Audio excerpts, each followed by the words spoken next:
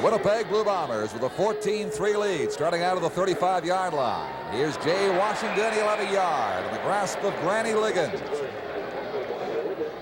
The Toronto defensive line reacting very, very quickly. It's going to be 2nd and 9. Donna was talking to George Anderson.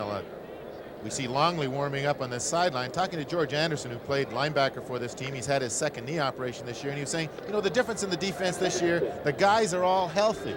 And I think this is one of the things. The defensive line, after Corrigal came back with the ankle problem early in the year, have been very healthy all year. Here's Brock slipping his Patterson upon receipt of the ball. And that likely cost him a first down. He was in full flight when he took it in. Ray Nettles and Larry Brame were there to contain him. While the Toronto front four is healthy today, they have lost a couple of key players. Gene Clark on offense, Jim Marshall on defense with injuries today. There's Gord Patterson from the University of Manitoba. Patterson, who caught the only touchdown pass this afternoon after that fumble by Andrusician, just comes out underneath the linebacker, makes the catch, and loses his footing, which prevents him from getting the first down. Ruoff to Kirk. And Calvin Kirk is surrounded and finally taken down around the 28-yard line by Ray Clark. 36-yarder that time by Bernie Ruoff.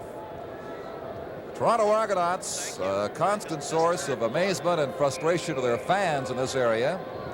Won 3 in a row, 4 of the last 5, racked up 43 points, winning their first game in 6 long years in Hamilton just on Monday. But today trailed by 11 to the Winnipeg Blue Bombers, having scored only 3 points. Leon McQuay around the 30, and then he kept on going through a little opening to the 34-yard line where Jim Hyten finally has him, and the gain is going to be approximately 6 yards.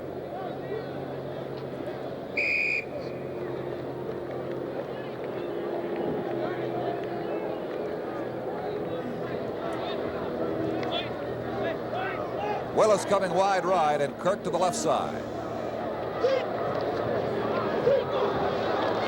Healy lost the ball and comes in to pick it up. We've got 2 penalty markers down each side of the field.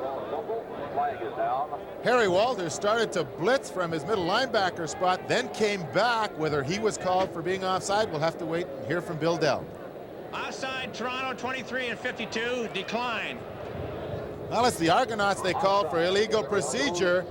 But Chuck Yealy seemed to lose his concentration when Walters, we don't see in the replay here, but Walters started in over the center, didn't make it, came back, and then Chuck Yealy didn't get the ball from the center cleanly. Stu Francis.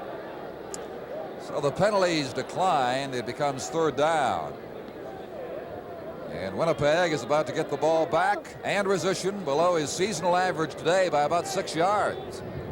This time he catches the ball from the center. Short one, moving up forward is Richard Crump. He wants to give the ball away. Herosian got it back for Winnipeg. Penalty markers down may indicate no yards on that kick that stopped very suddenly around the 45. A 29-yard punt. No yards. Toronto number 42. McIver was in within the 5-yard restraining zone. Number 42. Doug McIver, who played for this Winnipeg Blue Bomber club and came to the Toronto Argonauts from them, in too close this time to the intended receiver, Richard Crump. But everybody seems to be having some problems out there, Don, in handling that ball. Maybe the hands are getting a little cold out there. It's pretty damp here, as well as being about 4 degrees. Always cold down by the lakefront this time of year. Brock to Washington. Runs out of room and steps out at the 42 of Toronto. Eric Harris there covering for the Argonauts.